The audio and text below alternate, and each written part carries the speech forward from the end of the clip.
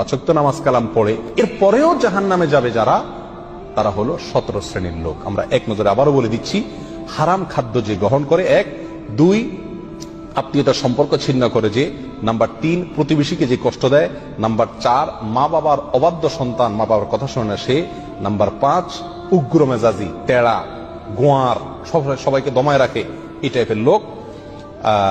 Number 6 অধীনস্থদেরকে, প্রজাদেরকে, যে সমস্ত শাসকেরা, যে সমস্ত রাজারা, যে সমস্ত রাষ্ট্রপ্রধানেরা, সরকার প্রধানেরা বা যে যে লেভেলে আছে সে তার প্রজাদেরকে ধোঁকা দেয় যে তারা।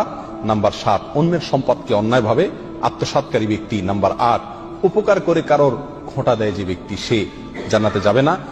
নাম্বার 9 চগলখোর ব্যক্তি জান্নাতে যাবে না, মানুষের পিছনে কথা লাগায় বেড়ায় একজনের আরেকজনের কাছে।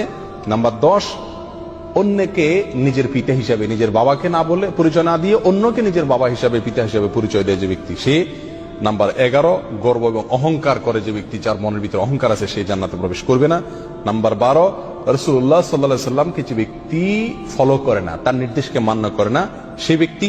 নাম্বার 13 অকারণে তালাক কামনা করে, তালাক চায় যে মহিলা, সেই মহিলা। নাম্বার 14 দুনিয়াবী উদ্দেশ্যে যারা এলেম শিখে, কোরআন হাদিস শিখে, এলেম অর্জন করে, আলেম হয় দুনিয়াবী উদ্দেশ্যে, দুনিয়ার কোনো ধান্দায়, আল্লাহকে খুশি করা ছাড়া